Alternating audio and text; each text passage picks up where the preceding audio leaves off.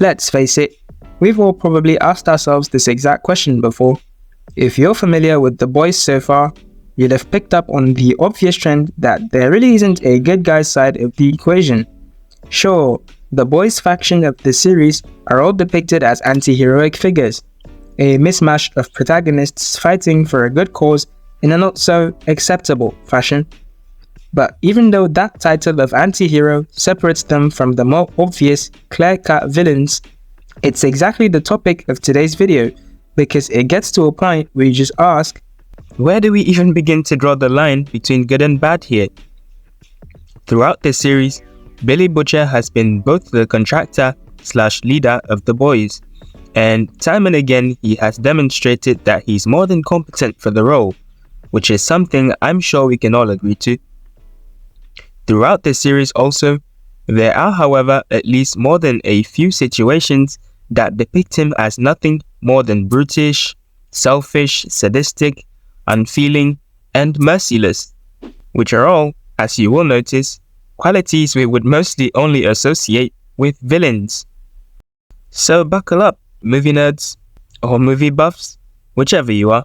I did some digging on our old man here, more like thinking, and sorry Butcher, let's see if he could actually pass as a villain, and if he'd be able to live up to some of the big names in the business, like the Homelander, or his father before him. And hopefully, by the end of the video, we'll have our answers. Let's get into it.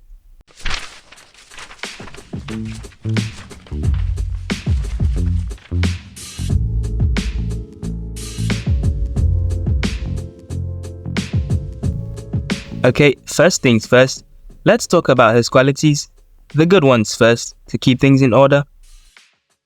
So, back in Season 1, after the unforgettable event of Robin's tragic death, when Adrian ran through her, it was clear to us that not all the supes in the Boys universe were good guys. Billy's character was first introduced as this bare-knuckles vigilante who would do everything in his power to bring justice to supes who broke the law unchecked. It's better said in his own words. That's where I come in. Come in to do what? Spank the bastards when they get out of line. Naturally, when someone shows up to Huey promising to deliver justice for Adrian's crime, we'd all be convinced without doubt that that was the good guy. Thinking back, it also helped that the Boys were the protagonists of this series, while the 7, or like 4 Enterprises, were the antagonists.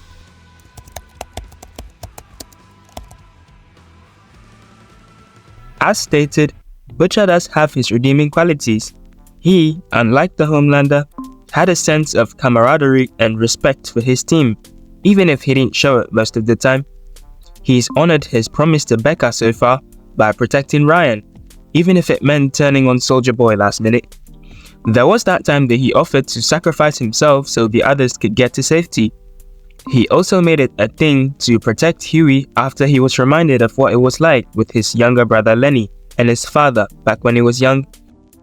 And frankly speaking, his brazenness, his cunning, his hunger for revenge, the sheer ability to talk almost anyone into anything, and his spite for supes was just the kind of fuel you'd need to keep pushing in a dystopian reality like the Boys universe, which we'll be getting to in a bit.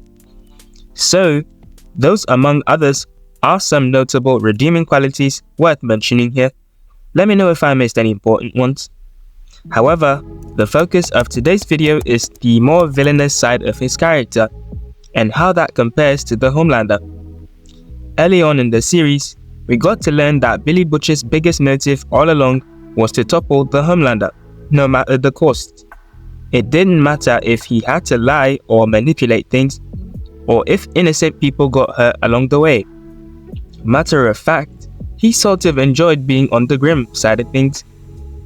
Heck, Mallory hadn't realized she had a wild card on her hands before it was too late. When it came to Billy Butcher, it was always more about revenge than justice. He's been on and off as the leader of the Boys, so naturally, a lot of the things they do are on him. But wipe off their shared moral impurities, and there's still a lot of things on the list for Butcher alone. Let's do a quick run through, shall we? Shooting up Temp V has to be one of the worst things he's done so far. There's just so much about it that screams hypocrisy, because Billy's hate for Subs is like his one defining characteristic, and what, the first chance he gets to become one himself, albeit temporarily, he jumps at it? Nah, real low moment for him there. Kinda hits home with that old saying, to become that which you hate the most. He also snapped at Ryan and blamed him for Becca's death, which I didn't think was necessary. Sure, he was trying to push Ryan away from himself to avoid becoming just like his father, but the problem here, see, is who the only alternative for Ryan would become. At this point, he's attempted to double-cross his team at least more than once. Oh, the double-crossing is everywhere. I mean, there was that time he left the boys to save themselves after they were captured by Volt's soldiers, and instead chose to go after Homelander and Stillwell. Mind you, Stillwell had a baby with her, Soup or not. Or that time he made arrangements with Stan Edgar behind Becca's back to take Ryan away when he broke them out. And you call me a ruthless bastard. Plus betraying MM by working with Soulja Boy.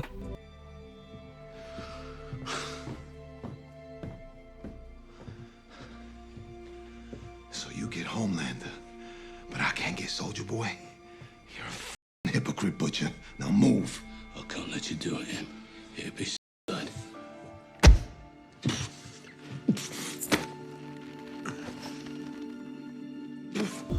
And not to forget trying to kill Starlight twice, and Kimiko's brother, even though both ladies earned their place in the boys. Other times it has to do with choices he mostly regrets, like leaving Lenny behind when he signed up for the military, or choosing to go with Kessler on kidnapping and holding Samir captive, or even just his lack of regard for anything close to self-preservation. Carl Urban, who is the actor that placed his part, manages to pull off the role so well it doesn't even feel like it's acting. Plus all the witty comebacks, the emotional intensity he conveys, the faithful crowbar, and that smirk. This truly is one of those unforgettable characters. I doubt any other actor could do the part as well.